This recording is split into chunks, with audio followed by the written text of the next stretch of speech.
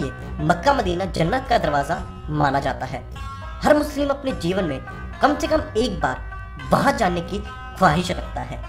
कहा जाता है कि वहां पर कुछ हिंदू रीति रिवाजों का पालन किया जाता है, तो कुछ लोग कहते हैं कि वहां भगवान शिव को कैद किया हुआ है। आइए जानते हैं मुस्लिमों के धार्मिक स्थल मक्का मदीना के बारे में। नमस्कार दोस्तों, मैं हूं खुशहाल राव और आप देख रहे हैं प्राचीन रहस्य। आज के इस एपिसोड में हम बात करेंगे मक्का मदीना से जुड़े कुछ रहस्यमय तथ्यों के बारे में। इस वीडियो या चैनल का उद्देश्य किसी भी धर्म, धार्मिक भावनाओं, विचार, जाति, वर्ग, समुदाय या व्यक्ति की भावनाओं को ठेस पहुंचाना नहीं है।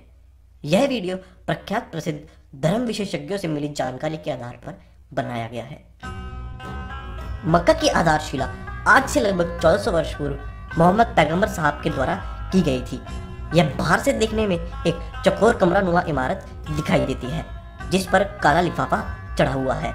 इसके चारों तरफ मस्जिद बनी हुई है, जिसमें हज के लिए आने वाले मुस्लिम ज़ायरीन अल्लाह की इबादत करते हैं और अपने गुनाहों के लिए माफ़ी मांगते हैं। आइए अब बात कर लेते हैं कड़वे सच के बारे में।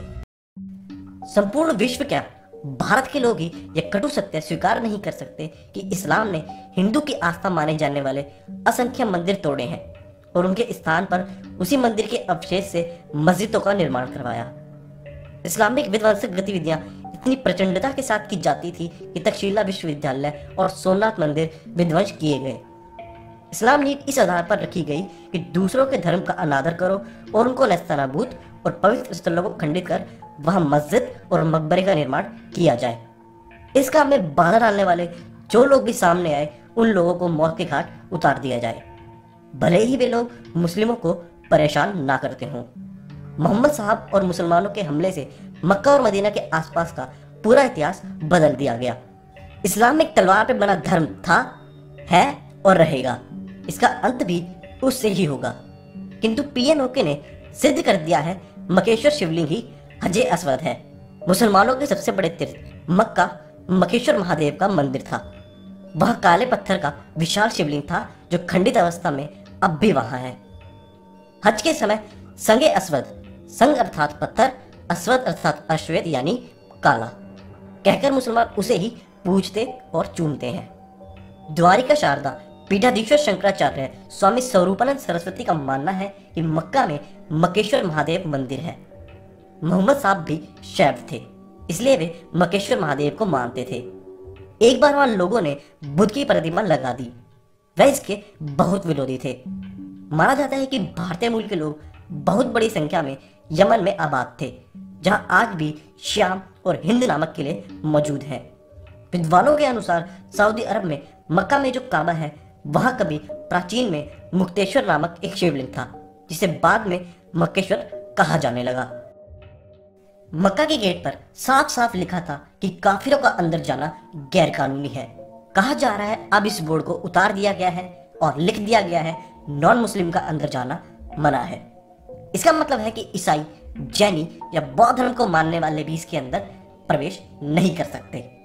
मुसलमान के पैगंबर मोहम्मद एक ऐसे विध्वंसक गिरोह का नेतृत्व करते थे जो धन और वासना के पुजारी थे। मोहम्मद ने मदीना से मक्का के शांति प्रिय मूर्ति पूजकों पर हमला किया और जबरदस्त नरसंहार किया। मक्का का मदीना से अपना अलग अस्तित्व था, किंतु मोहम्मद साहब के हमले के बाद मक्का मदीना को एक साथ जोड़कर देखा जाने लगा, जबकि मक्का के लोग जो कि शिव के उपासक माने जाते हैं। मोहम्मद की टोली ने मक्का में स्थापित कर वहां पे स्थापित की हुई 360 में से 359 मूर्तियां नष्ट कर दी और सिर्फ काला पत्थर सुरक्षित रखा, जिसको आज भी मुसलमानों द्वारा पूजा जाता है। उसके अलावा अल उज्जा, अल्लात और मनात नाम की 3 देवियों के मंदिरों को नष्ट करने का आदेश भी मोहम्मद ने दिया और आज उन मंदिरों को नामो निशान नहीं है। हिस्म इब्र अल कल्बी, पेज नंबर 2526। इतिहास में यह किसी हिंदू मंदिर पर सबसे पहला इस्लामिक आतंकवादी हमला था। उस काले पत्थर की तरफ आज भी मुस्लिम श्रद्धालु अपना शीश झुकाते हैं। किसी हिंदू पूजा के दौरान बिना सिला हुआ वस्त्र या धोती पहनते हैं। उसी तरह हज के दौरान भी बिना सिला हुआ सफेद सूती कपड़ा ही पहना जाता है। जिस प्रकार हिंदुओं की मान्यता होती है कि गंगा का पानी शुद्ध होता है, ठीक उसी प्रकार मुस्लिम भी अबे जमजम के पानी को पाक मानते हैं। जिस तरह हिंदू गंगा स्नान के बाद उसके पानी को भरकर अपने घर लाते हैं, ठीक उसी प्रकार मुस्लिम भी मक्का के अब्बे जमजम का पानी भरकर अपने घर ले जाते हैं। यह भी एक समानता है कि गंगा को मुस्लिम भी पाक मानते हैं और इसकी आराधना किसी न किसी रूप में जरूर करते हैं। प्रख्यात प्रसिद्ध इतिहासकार स्वर्गीय पीएन ओके ने अपनी पुस्तक वैदिक विश्व राष्ट्र का इतिहास में समझाया है कि मक्का और उस इलाके में इस्लाम के आने से पहले मूर्ति पूजा होती थी।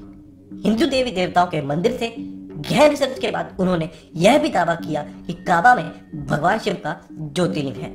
पैगंबर मोहम्मद ने हमला कर मक्का की मूर्तियां तोड़ी थी। यूनान और भारत में बहुतायत में मूर्ति पूजा की जाती रही है। पूर्व में इन दोनों ही देशों की सभ्यताओं का दूरस्थ इलाकों पर प्रभाव था। ऐसे में दोनों ही इलाकों के कुछ विद्वान काबा में मूर्ति पूजा होने का तर्क देते हैं। हज करने वाले लोग काबा के पूर्वी कोने पर जड़े हुए एक काले पत्थर के दर्शन को पवित्र मानते हैं, जो कि हिंदुओं का पवित्र शिवलिंग है। वास्तव में इस्लाम से पहले मिडिल ईस्ट में पीगन जनजाति रहती थी और वह हिंदी रीति रिवाजों को ही मानती थी। एक प्रसिद्ध मान्यता के अनुसार है कि काबा में पवित्र गंगा है, जिसका निर्माण महापंडित रावण ने किया था। रावण शिव भक्त था। वह शिव के साथ गंगा और चंद्रमा के महत्व को समझता था और यह जानता था कभी शिव को गंगा से अलग नहीं किया जा सकता। जहां भी शिव होंगे पवित्र गंगा की असाधारणा निश्चित ही मौजूद होती है। काबा के पास भी एक पवित्र झरना पाया जाता है। इसका पानी भी पवित्र माना जाता है। इस्लामिक काल से पहले भी इसे पवित्र आबे जमजम ही माना जाता था। रावण की तपस्या से प्रसन्न होकर भगवान शिव ने रावण को एक शिवलिंग प्रदान किया, जिसे लंका में स्थापित करने को कहा। बाद में जब रावण आकाश मार्ग से लंका की ओर जाता है, परंतु रास्ते में कुछ ऐसे हालात बनते हैं कि रावण को शिवलिंग धरती पर रखना पड़ता है। वह दोबारा शिवलिंग को उठाने का भरपूर प्रयास करता है, परंतु खूब प्रयत्न करने के बाद भी शिवलिंग उस स्थान से नहीं हिलता। वेंकटेश पंडित के अनुसार यह स्थान वर्तमान में सऊदी अरब के मक्का नाम स्थान पर स्थित है। सऊदी अरब के पास ही यमन नामक राज्य भी है, जहां श्री कृष्ण ने काल्यावन नामक राक्षस का विनाश किया था, जिसका जिक्र श्रीमद् भगवत पुराण में भी आता है। दोस्तों, मैं एक बार फिर बताना चाहूंगा, वीडियो में दी गई जानकारी प्रसिद्ध इतिहासकारों और धर्म विशेषज्ञों से ली गई है। इस संदर्भ में हो सकता है आपके विचार कुछ और हो, जो आप हमें नीचे कमेंट्स में बता सकते हैं। आज के इस एपिसोड में बस इतना ही। वीडियो पसंद आए तो इसे लाइक जरूर करें, साथ ही इसे अपने दोस्तों के साथ व्हाट्सएप और फेसबुक पर शेयर करना ना भूलें। आपसे हमारा कोई वीडियो मिस ना हो, इसके लिए हमारा ये चैनल सब्सक्राइब कर लें। फिर मुलाकात होगी ऐसे ही किसी टॉपिक के साथ। नमस्कार।